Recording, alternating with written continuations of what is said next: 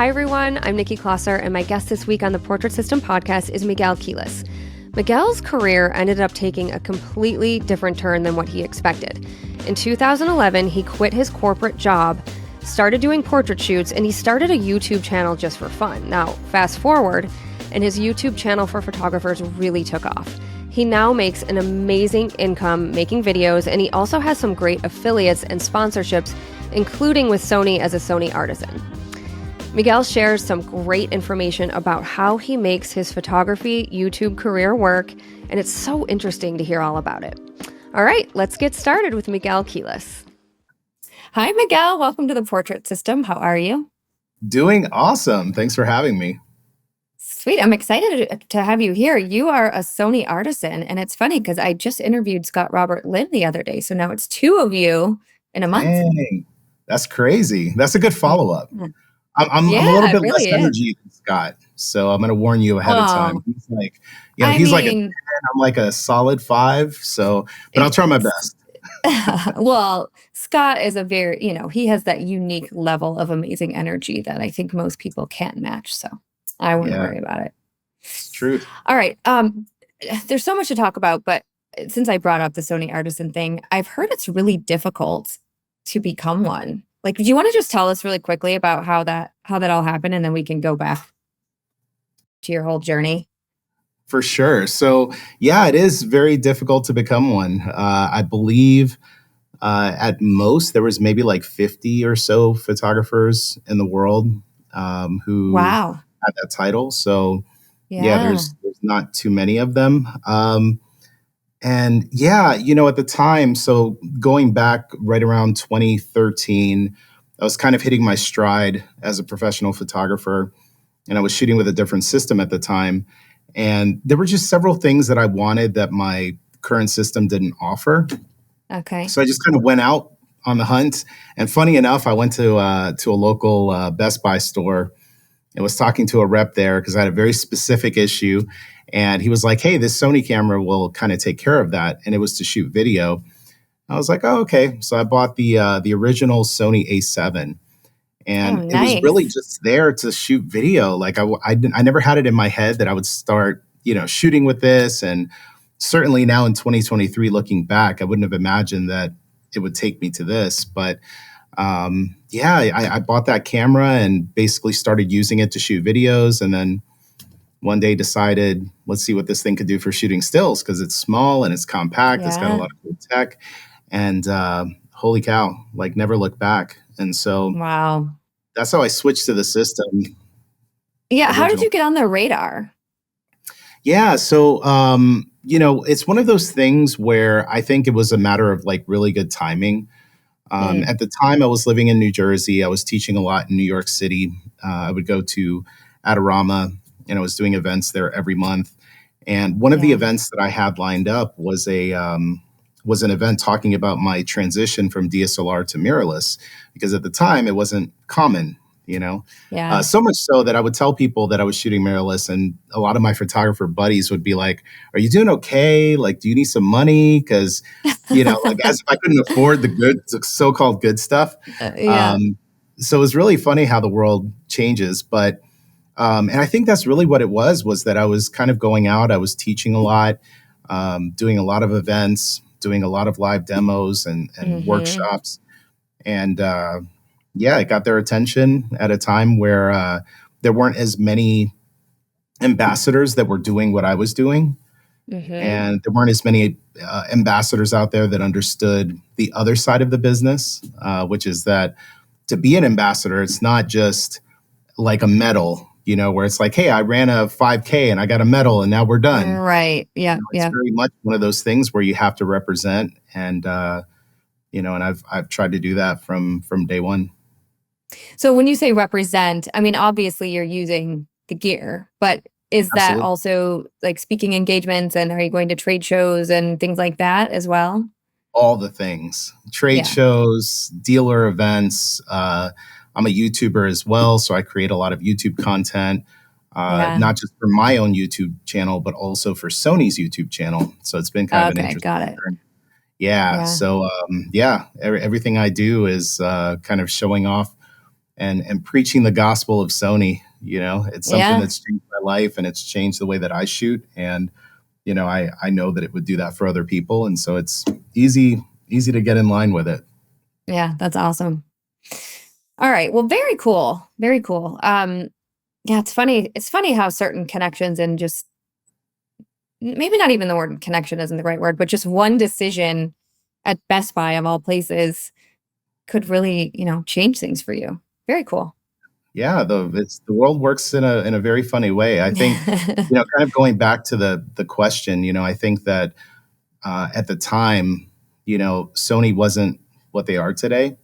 And so I think it was very much one of those things where I was very, fortunate to have had the culmination of all these things happen when it happened, because I think if I had to become a Sony artisan today, it would be infinitely more difficult. So, Yeah. Yeah. They must be loyal, because Scott said the same thing where he got in pretty early. Mm-hmm. And if it's been what did you say, almost 10 years for you that you've been doing? So I think officially it was 2015. So a little under 10 years. Yeah. Yeah. Very cool. Awesome. Yeah. All right. It's crazy. And they're insanely loyal. I mean, honestly, like Sony, all the folks in San Diego, all the folks in Tokyo, they're family. It's like when I see these people, it's not just, hey, Bob, how's it going? Oh, good job, Jim. Like, it's very much like hugs and, showing love. Like, it's very much a family, and it's very much a community. And what's awesome is that it's not just that for me. I think that's part of the reason why they've kind of gained steam so much over the years, is that they foster community in everything they do. And I think that's why a lot of photographers have kind of found, those Sony cameras to be home, like it was for me a long time ago. Yeah, that connection. Here I am using that word again. Whether it's with clients or with the products you're using and the people, like it really makes a big difference. And it's funny because when I, invited you to be on the podcast, I didn't even know, like, I'm just so not techie. I'm not up with the times of this and that or whatever. So it's funny because I didn't even realize that you were a Sony artist, and I just, I knew of you and I love your work and I've been following you for a while, and, Okay. One more gear thing, and then we're going to move on from that. I noticed, well, if you're listening, you obviously can't see it, but if you, watch the video portion of this, Miguel has behind him this incredible wall of goods. Like, I love it. It's a white wall with shelves of just, how many did you say? Like over 100? Yeah, there's cameras? Probably 140 or so cameras. Actually, 141 because I just got one yesterday. That I'm super, super proud of, because there's not too many of these. So yeah, I want to say there's like 140 or so.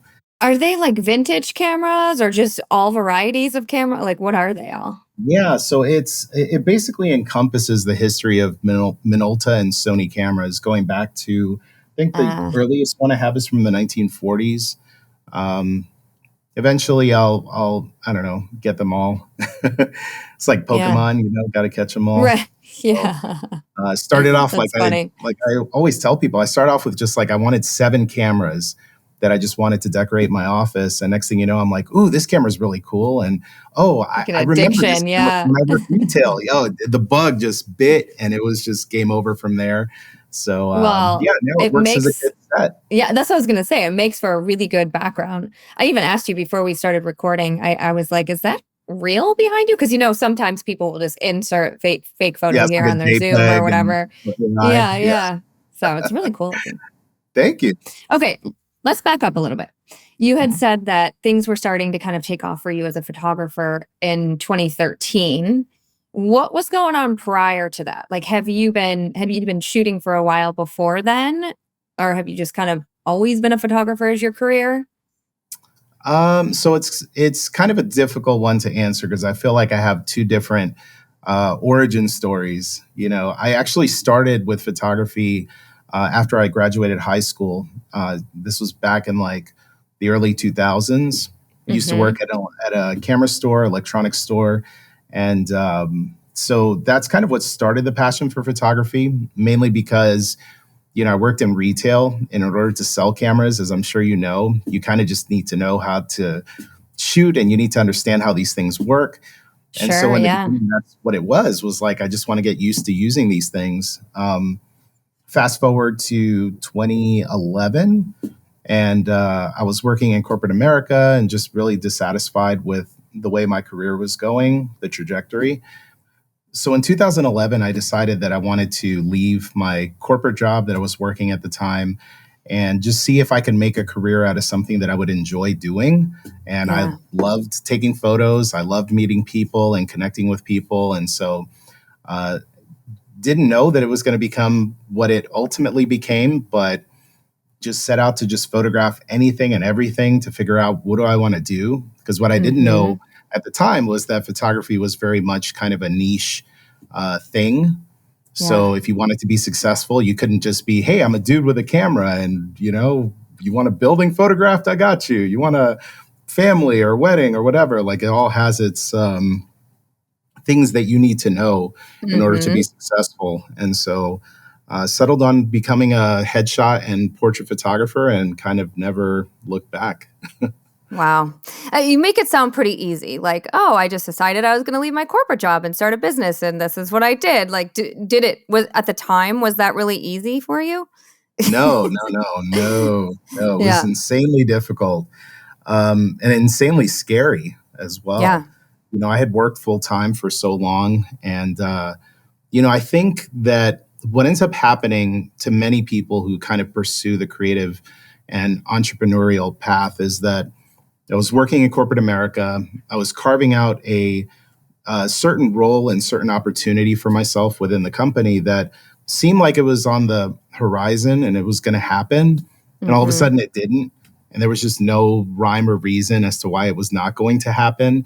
And I was just thinking at home, I'm leaving my success and my failure in somebody Yeah. else's hands who Yeah. doesn't know anything, you know? Mm-hmm. And so it just got to the point where I was like, well, I just want to do something on my own. And if I fail, then it's my fault. It's not that somebody told me I couldn't do it Mm-hmm. or I wasn't qualified or whatever. It's, well, you didn't put in enough hours or you didn't learn the right things. And the cool thing about that is that you could pivot and adjust and you can learn those things and you could always improve and get better. So yeah, it Yeah. was really hard in the beginning. Getting support from people was really hard too, because they Mm. didn't see the vision. And honestly, I don't Yeah. know that I had a really good vision either, but part of that was probably on me. But yeah, it's I don't it's think I did either. I don't think I had the best vision. I mean, I knew I wanted to be a full-time photographer. I just had no idea what it was going to look like and how my life, I don't know. Just one foot in front of the other and just kind of let's see what happens. like here we are. Yeah. Well, and Yeah, it's it's interesting for sure. hearing you say like with the corporate world because I think there's a lot of people who listen who are in a job and they're afraid to leave because of the stable paycheck and the health insurance and all of that.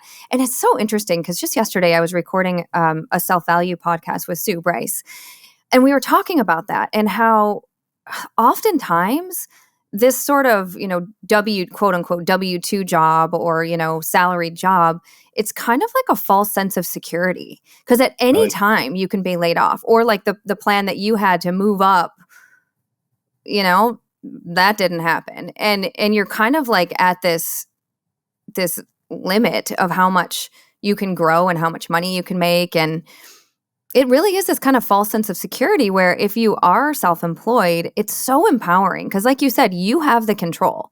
I mean, it's mhm. scary and empowering, but if things aren't going well or if you're not booking a lot of clients, you can change things and do things. You don't have to worry and rely on someone else to make those changes, especially, like that corporate company or whatever that wasn't going to do what you needed them to do. So, Yeah, I agree totally. I think that to me, that's far more scary, and I mhm. lived it. I worked in different companies and different places where, at a drop of a whim, they could just decide, hey, they don't want you there anymore. And it doesn't matter whether you're the top at whatever it is that you're doing or you're middle of the road or whatever, that you show up on Yep. time, that you come in when you're sick. None of Yep. that matters. When it's time to drop the axe, when Yep. you're not important anymore, they drop you. And Yeah. so to me, that's Yeah. way scarier than being an entrepreneur and just trying to set out and just execute based on your knowledge and skills. Mhm. Yeah, and not only that, but there really is this sort of well, in some jobs, like I was a school social worker, so I was on teacher salary and teacher pay, and you reach the highest point money that you can make. I want to say my highest that I could make in the district that I was in at the time was like $78,000 or something. And that was after 20 years or whatever it was with a master's degree. And it's like, that might seem like a lot of money to some, but where I was living in Seattle and the cost of living, and even here in Michigan, I mean, that would never have gotten me like the things I have now. It's just not possible. Sure. I would have had to have made money otherwise somewhere else. Yeah, there's no doubt about it. I mean, I think that, you know, that style of work ethic worked out for maybe our parents. Right. You know, nowadays that, you know, the world is different. The economy is different. The way people make money is different. And if you're still on that path, you know, like I said, it worked for people before us, and maybe trading, you know, your time for money is still fine for some people, but there's definitely a better way, you know. And I think that being an entrepreneur, and especially being a photographer, being a creative entrepreneur, you know, you get to meet people and do things that working in corporate America probably would never afford you. So yeah, you hit the nail on the head. Like I think I've said this a couple times, so sorry listeners, I keep repeating myself, but I just got to speak in New Zealand. Like I was flown to New Zealand. You know, how cool is that? Like the opportunities that I've had for traveling, like I always go, well, I didn't go this year because I took my niece to Greece instead, which I know I talked about that a couple times. Someone's like, you always talk about how you took your niece to Greece. And I'm like, sorry. Did you do it just because it rhymed? I as I'm saying that, that's hilarious that I was just thinking Greece, that. I love that. She chose Greece though.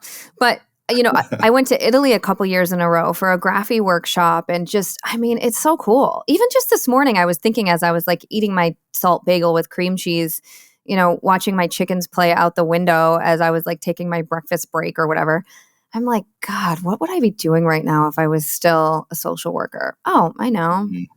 Not this. You know, like I wouldn't be at home relaxing, waiting to record with you, eating my bagel, watching my chickens, you know, with it raining, it was kind of gloomy. You know, it's just like, I don't know. God bless the people that I just love it. You know? I know. God bless the people that do it because they need it, you know, but it doesn't have to be Miguel. I don't mean to sound like that's a bad thing. It's just for me, it was not what I personally wanted. And some people thrive in that very structured, go to work from this time to this time every day. Just me personally, it just wasn't for me. I'm not a good employee. You and me both. I mean, I can't say that I wasn't a good employee. I just feel like okay, yeah. I don't know. I'm very idealistic when it comes to work. I feel like if I come in and I do a good job and I keep my head low and work hard, that good things are going to come. And oftentimes they do. But you know, any little thing could just sidetrack that whole thing. And I saw it happen over and over and over again. And it just got to the point where I was like, you know what? If it's going to happen, like, I want to be the one that's in control of it. Yeah. Yeah. Well, and for me, it's the freedom of time. I like to do what I like to do. Like when I say I'm not a good employee, like I don't do many things I don't do anything really half-ass unless you ask my husband about like hanging pictures or like painting the walls and things like that. Who likes to do that? But when it's my job, like when I'm working with someone or for someone or for my clients or whatever, like I don't half-ass that ever. But there's something about freedom of having that freedom of time to design my life how I want and travel when I want and eat when I want and go to my kids' classrooms when I want. You know, that I think is truly for me has been the most priceless part of being self-employed. Yeah. I think what's crazy about all of this, to be honest with you, because everything you're saying is like, that's me. Like my soul speaks to that. I think what's crazier above all of that is that I would not have thought when I graduated high school that type of life would have been afforded to somebody who was just a photographer. You know, like I would have thought you needed to be like an athlete playing in the NBA or something, or being like a famous music artist or a movie star or something like that to live that kind of lifestyle. And to be able to do that as a photographer, as somebody who, as many of my friends would tell me, you know, as I was coming up, that, oh, all you do is just push a button. And it's like, so ridiculous. Oh, man. Well, speaking of pushing buttons, let's talk a little bit about this. Tell people, first of all, where are you located and what do you shoot most of? Like who's your clientele base? And I know you do a lot of teaching and speaking and things like that, but just as far as like your client work. So for me, I moved to Orlando, Florida back at the beginning of the pandemic. So Oh, Orlando, okay. Florida has been home since 2020. Actually, yeah, since beginning of 2020. Hmm. Um, and I primarily shoot headshots and portraits. That's kind of just been my thing from day one. Has been Yeah. just working with people and trying to make them look their best. Oftentimes, that's for commercial purposes. So photographing headshots of artists or athletes or business people, Hmm. whoever, right? Whoever needs a good photo of themselves to basically market themselves to the world and to others. That's primarily what I've done from day one. Yeah, that's pretty unusual to hear people say that they stuck with the same genre for that long. Yeah. You know what I think it is that for me, and I realized this early on, I just like people and I like Hmm. talking to people and engaging with people. And I think that, doing portrait photography allows you to connect with people. So that just kind of became my thing, and I think Hmm. in a way it's a little bit selfish too, because I actually get like deep joy and happiness when I take a photo of somebody and all of a sudden, like if I'm friends with them on social media, I see them change their profile picture to something I took of The them. best. It's one of those like little wins in life where it's like Mm. you did good, you know. So that was it for me, like getting joy in these little things. I was like, okay, this is what I should be doing. Yeah. It's so funny you say that. I can relate to that so much. I just photographed a senior who, well, I had tons of seniors this summer, more than last summer for some reason, and one of them, she was kind of shy and quiet. And, normally I can tell if someone's really enjoying the session. And I was kind of like, I couldn't really tell. And then as soon as she got the photos and she right away switched the photo on her Instagram, and I was like, yes, 'cause Yes, I I don't got know. it. Yeah, she loved them and whatever, but even after all this time, I still get that feeling when I see someone react that way, really love their photos. It's still such a great feeling, so that's really cool. Being able to deliver that is awesome It for it sure. really is. It really is.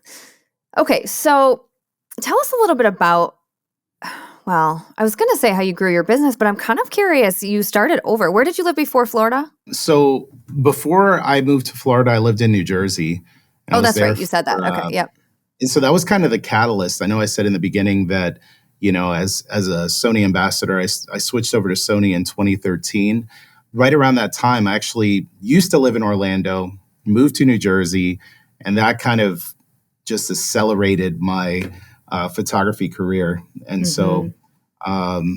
being so close to New York and being so close to like the mecca of all things photography, in my Mhm. opinion, it just really kind of supercharged things. But family and friends and everything else was here in Orlando. And once you have kids, it, becomes more and more Yeah. important to just be close to them. And so that kind of just Yeah. brought me back here. And Okay.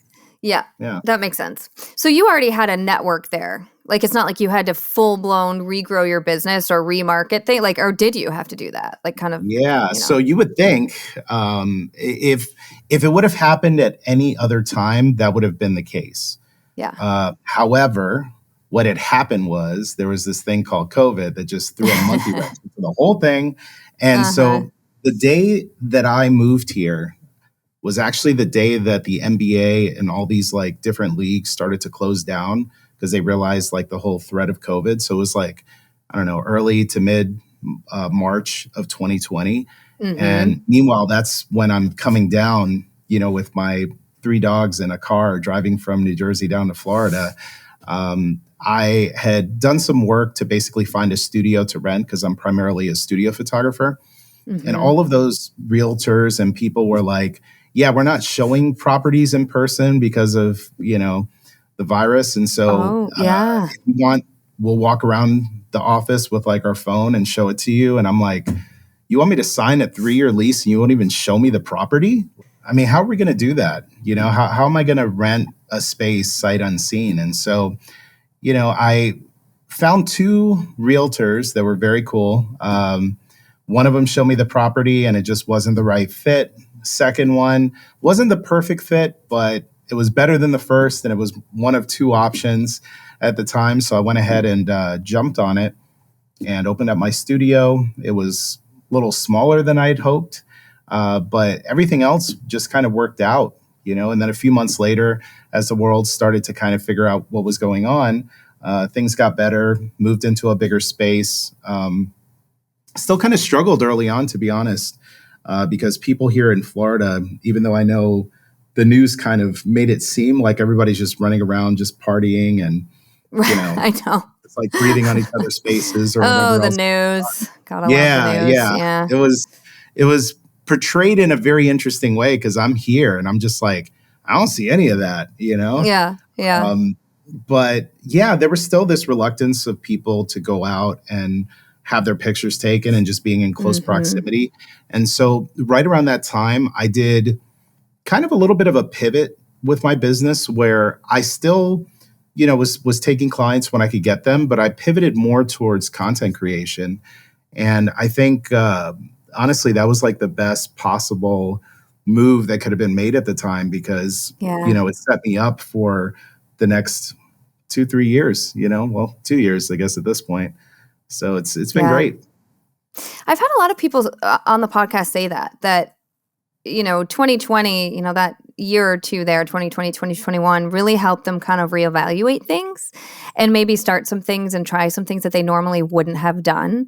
Like I know I ended up, recording my first and filming my first photography course, my personal branding course. Yeah. Would I have done that? I don't know. I don't know if I would have done that if it wasn't for, it's just, you never know where life is going to take you when things get real weird. So that is the truth. Yeah. So, okay. Tell me a little bit about like the YouTube content creation. Like, is this something that you monetize? Oh yeah. Yeah, absolutely. Yeah. I wouldn't do it. I wouldn't do it if I couldn't monetize it, but yeah. Well, I figured, but I gotta ask the question. It's funny because I think that's probably the most common question that I get from people is like, you could make money on just making YouTube videos. And it's like, it's highly monetizable. Between Google ad revenue, between sponsorships, affiliate deals, obviously like you have your own course that you sell, having a vehicle to be able to promote yourself in a way that doesn't cost, anything but your time and your skill. It's highly monetizable. And I couldn't have imagined, again, 20 years ago that this would be a thing. But, funny enough, I actually knew somebody. I had a really good friend who, this was like early days of YouTube, who started a YouTube channel. And he was one of the first group of creators that actually started to get paid for uploading his videos onto the platform.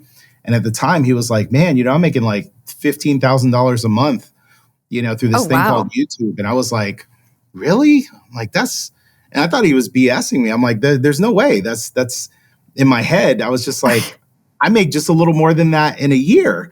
And this dude is making it every month. And so it's a significant amount of money. Yeah. And now it's like, the average creator, if you work really hard and, approach this like a business, you absolutely can make that and way beyond. So yeah, YouTube is awesome. Okay. So I was just looking up your YouTube channel and you have 256,000 subscribers.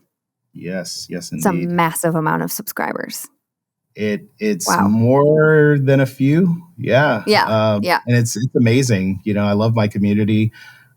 Just loved, it's just crazy to kind of think like when you're like, I'm here in this little corner of my studio and I make these videos and it's just me most of the time, unless I'm photographing like a photography tutorial and then I'll have some people here. But, you make these videos and you put them out on the platform and it's a very like singular, you're by yourself when this happens.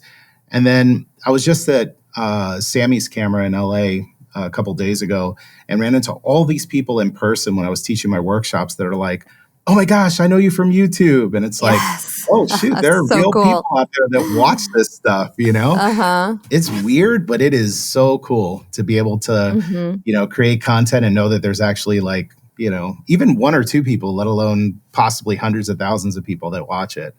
So awesome. I know whenever I meet someone who's listening to the podcast, I'm like, thank you for listening. You never know if people are actually really enjoying it or really listening. And so, it goes both ways. Like they get a lot out of it. We get a lot out of it.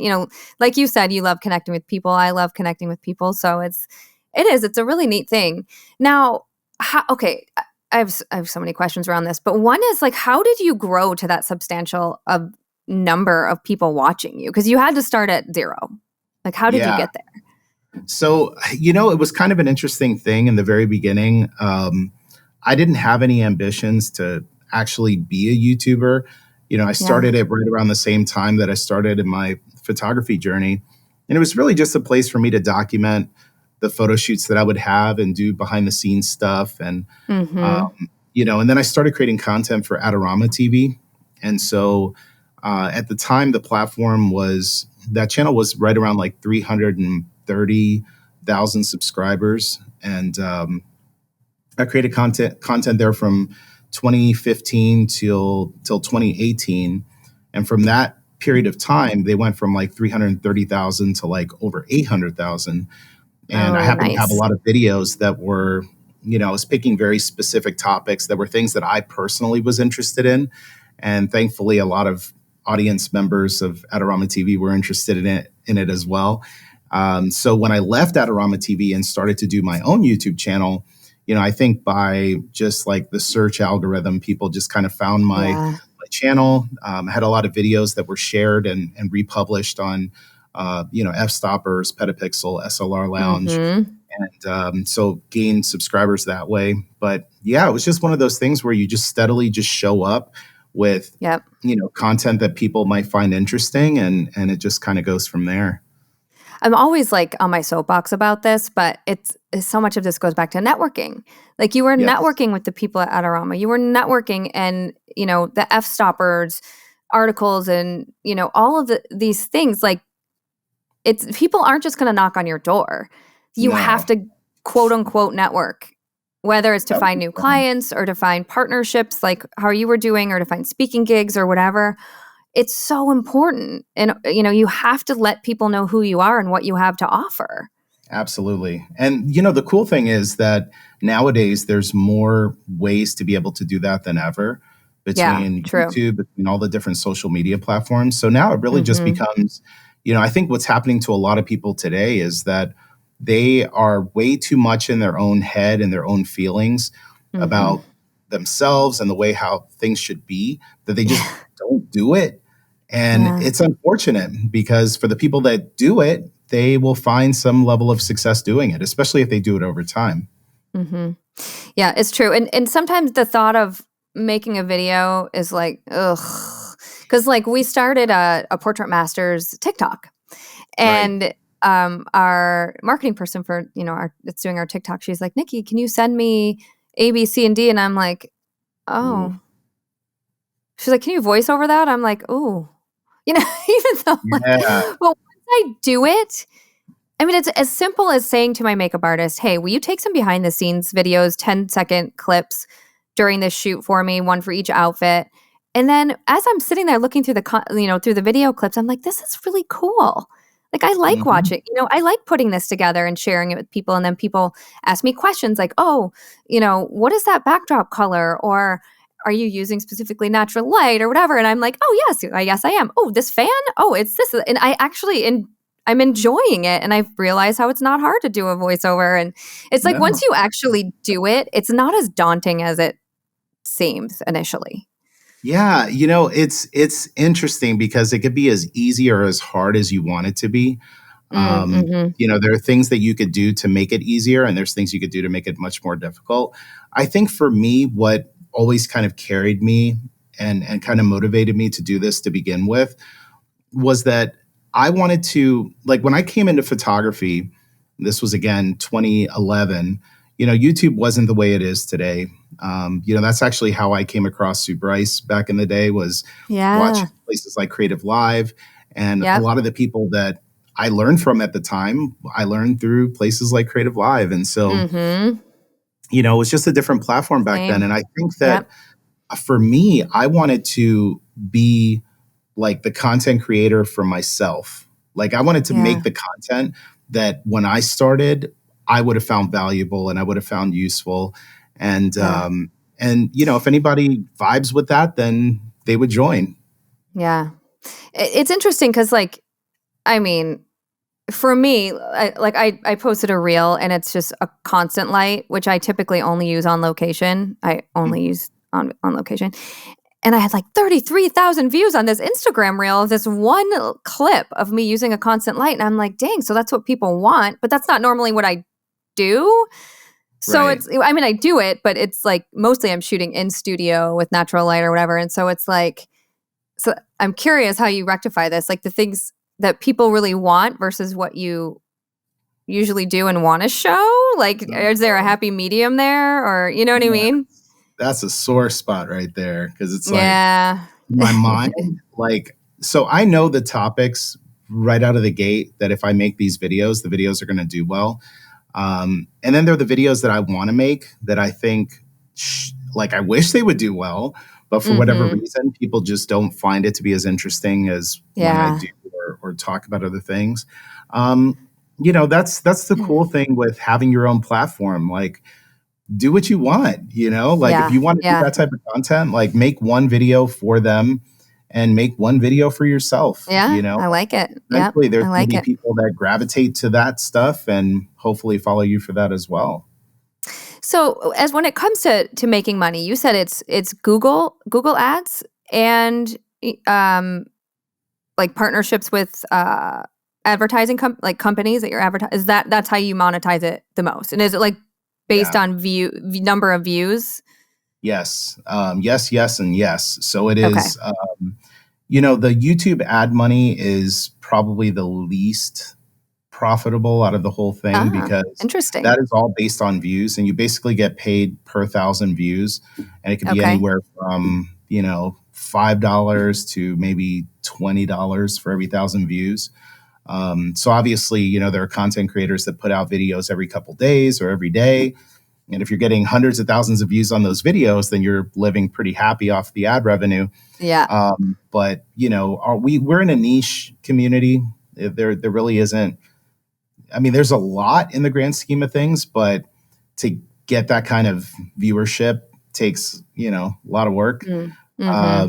So you have sponsors that, if let's say you've cultivated a community, like for me, I'm an off-camera flash studio photographer, and there's a lot of companies within that space that they want to reach out to my community.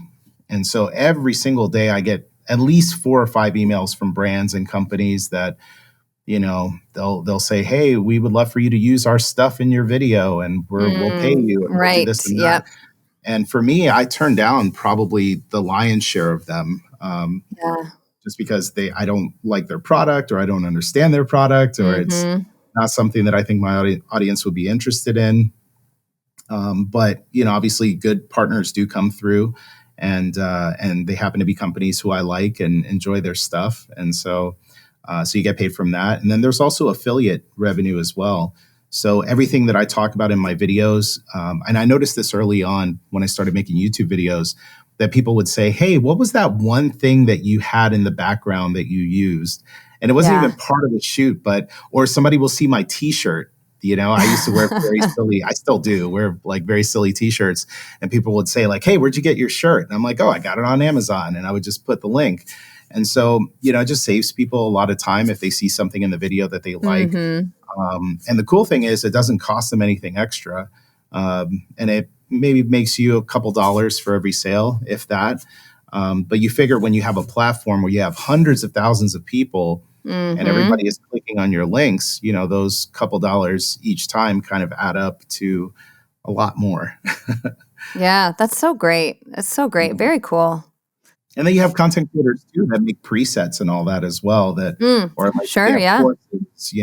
And so there's a lot of ways to monetize it. For me, I haven't gone, that deep into it because I just haven't felt the need to do it yet. But yeah, it's nice to have that option, though. Absolutely. Yeah. I mean, it's Yeah. better than working in corporate America where it's like, oh, you want to make more money? How about you just give up Yeah. another 20 hours a week, Right? a job that You you are may not not kidding. Hmm. Well, yeah, I encourage people to check out, if they're interested in doing this sort of thing, to check out your YouTube channel because it's really cool. Thank you. Thank you. Yeah. And I would highly recommend to anybody that's out there that, is a creative, like get started on YouTube. It's even if you think that you don't have anything to contribute, like the world and the community, they need to hear your voice and your outlook on things. And Yeah. it's the best platform to be able to do that. Yeah. Awesome. Sweet. Well, this has been really, really great. Thank you. It's been I love fun. this. Thank you. Yeah. I Good do have a time. couple more questions, though, that I always ask Please at the end shoot. of each episode. And the first one is, what is something you can't live without when you're doing a photo shoot, not including your camera? You could say lens, though, specific lens. Yeah. I would say my laptop, specifically because the majority of the time when I'm doing my photo shoots, I'm actually shooting tethered. I see. So the ability for me to be able to see my photos, within my raw editor in real Yeah. time while I'm shooting, it's like my guiding compass during a photo shoot. So that's probably, it has to be that. It has to be my laptop. Got a lot of other Yeah. things, but that's definitely the most important one. Yep, I get it. That makes sense. All right. Number 2 is, how do you spend your time when you're not working? Oh, wow. Family. Mm. I've got a 5-year-old and I've got a 4-month-old. And Oh, so just wow. being at home and spending time with family and friends, that consumes the majority of the time when I'm not doing this. I wish it consumed a little bit more because over the last year, it's been crazy. It's been very, very busy, especially with everything just kind of getting back to normal. Mm-hmm. It's just there's a lot going on. But as much as possible, just spending time, just, raising my kids and trying to guide them through this crazy world. Mm-hmm. Beautiful. All right. Number 3 is, what is specifically a photography product that you recommend to everyone out there? You know, this might sound cheap and cheesy, especially after we've talked about the stuff we've talked about, but I think that truly that Sony makes some of the best camera equipment out there. To me, any of the modern Sony cameras would be Yeah. base level. Like you should have this because it's going to change the way that you shoot. It's going to change the way you see things, and it honestly just lets you be more creative. So Mm. that would be it I for had a me. feeling you were going to say something like Yeah, that. That's awesome. yeah, and it's not But I know because you it's mean it. Like, it's genuine. Yeah. yeah, It's great. absolutely. I mean, to be honest with you, like I have been in situations with my cameras, with my Sony camera specifically, that I would never in 100 years believe I would be in. Like being with Yeah. people in a room and photographing them, and just all the opportunities that have come up because of, the way I shoot. And the way I shoot comes from the gear that I shoot with. And so it's crazy. It's awesome. And I Yeah. wish that for other people as well. Yeah. Very cool. All right. Number 4 is, what would you tell people who are just starting out? For people that are just starting out, I would say the same thing that, someone told me when I started out, which is why not you?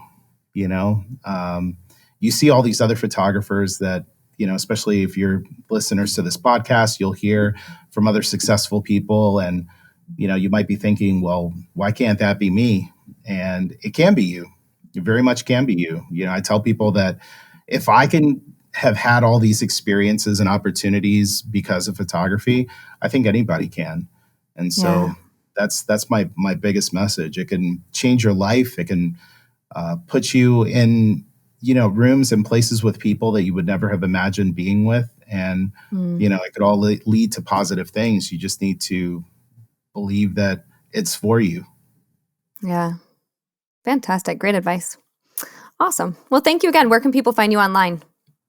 You can find me at miguelquiles.com, which is my website. If you go on YouTube and you search my name, you'll find me on my own YouTube channel. I also create weekly content for Sony's official YouTube channel, which is Alpha Universe.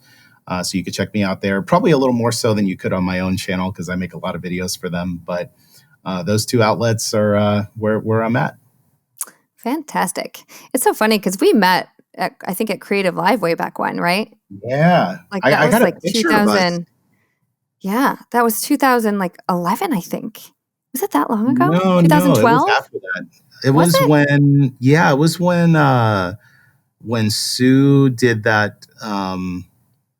It was like Sue and Emily Soto and Laura Jade. Oh, It was yeah, in that was Vegas. like 2013 maybe, or 14 even. Yeah, it was I want to say it was Yeah, 2013. That was my yeah. first time ever going to WPPI, by the way. Oh, And nice, nice. yeah, it was crazy. I remember. I think we saw. I Yeah. have the photo on Facebook somewhere. Oh, sweet. You'll have to send it to me. That's Yeah, awesome. I got to pull Very that cool. up. I feel like that was yesterday, but I it's know, been isn't it? Oh, just think about how much has happened weird. and how much has changed for both of us since then. I know. I know. So I'm telling wild. you, Yeah, we were yeah. such Awesome. young, naive I know, kids. young night. I know. I was just gonna say that. Oh, that's funny. Awesome. Well, thank you. Thank you for doing this with me. This has been great. I really appreciate it. Thank you for having me. I've Yay. been a fan of the show and been a fan of Awesome. everything you've been doing since then. So, keep Thank up the you. great I work appreciate and it. keep working hard at the platform. It's very helpful for a lot of people, including myself. So, Yeah. appreciate the Thank you. opportunity. Oh, I appreciate you. Very cool. Thank you so much for watching. If you enjoyed this episode, make sure to give it a thumbs up and subscribe so you don't miss what's coming next. Also, if you want more photography education, resources, and inspiration, head to theportraitsystem.com. Okay, we'll see you in the next one.